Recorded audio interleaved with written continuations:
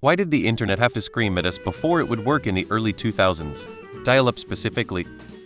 That sound is literally a walk through the history of telephone modems. Can you do 110 bps? Yes. Okay, how about 300 bps? Yes. 1200, 2400, 9600, etc. Old modems 300 bps for instance would transmit on 4 frequencies at a time. Later modems used all the frequencies at once, which is a rather unpleasant sound. It didn't. It could have been muted, but the modem was designed to let you hear it to show that it was doing something. Also, if it wasn't connecting, the sound could tip you off about what the problem was. That sound was your modem telling the modem on the other end this is a digital connection, not a voice call, and the modem on the other end saying okay, let's switch to sending bits back and forth. Basically, when I was a really little kid there were modems that you put the actual phone handset into. The modem turned digital data into sounds and played them into the handset, then did the reverse with the sounds coming back. The dial-up modems had a speaker on them, so you could hear what was going on with the initial connection handshake. Many of the modems had an on-off feature, so you could turn off the speaker. Screaming was totally optional, because noise was the best form of communication at the time.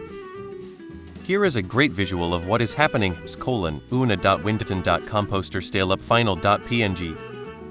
The mice that powered the wheel inside the computer were in excruciating pain, and that sound is them screaming. Where I live at least, it wasn't exactly cheap, because it was basically a fairly long phone call, users were billed by the minute, and stuff like search engines were nowhere near what it's like now.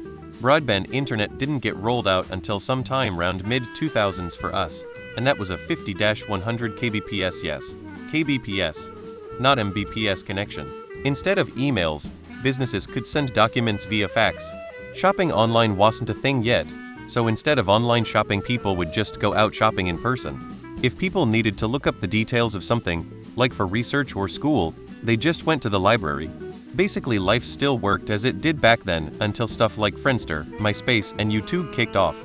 Instant messaging really took off here with MSN Messenger. ICQ wasn't as popular among us somehow, but I think that was just people shifting over to MSN. It didn't have to do that though. We had a modem in the early 90s that was integrated and made none of that ugly sound. The sound bit on mostly external modems was for debugging. Yes sir. If you slowed down the sound you would actually hear pulses representing the ones and zeros of binary computer language. Modems used sound to communicate over phone lines. That screaming was the modems figuring out how to talk to each other, the handshake. You could turn the sound off in most modern software, but it was useful to be able to hear the handshake so you could tell if the connection was getting set up properly. Yes, if you did this enough, you learned what a handshake should sound like. The tubes were clogged. It didn't have to. The speaker on your modem could be silenced by sending it the proper commands, but most applications didn't, as people often felt like it wasn't doing what it was supposed to if it was quiet. What's really funny is the number of questions I got on how do I connect, and it's not connecting while in tech support once people went to DSL cable. That noise process was so ingrained that they couldn't fathom simply opening a browser and going without it. Modern modems tend to be connected all the time, so instead of the interesting preamble you used to hear, it just be the static bit at the end where the modems start exchanging data before the speaker is cut off. As such, we don't turn the speaker on anymore, if there even is one in the modem. So Mom would know we snuck out of bed to play games. It had to convert the digital signal into an audio one to use the phone line. Banshees, Netherrealm, opening portal, transfer of energy. It's 1 a.m. and I'm old, scrolling through Reddit in a hospital waiting for wife to get discharged. Can someone put together my joke for me so I can read it tomorrow? All computer-to-computer communication worked like that when it was over phones. Fax machines did the same thing. It's the initial I'm a modem. Are you a modem? How fast are you? What error correction methods do you support? Connection you were hearing, which is binary data being converted to an alternating audio signal.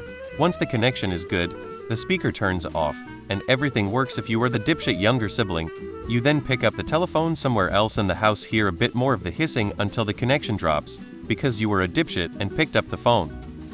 You could have switched that off if you wanted. It was a simple command to send to the modem, but then you wouldn't have heard some old granny saying hello? At the other end, if you put a wrong number in, or hear that things weren't working right, you got an ear for it over time with the negotiation with the modem at the other end.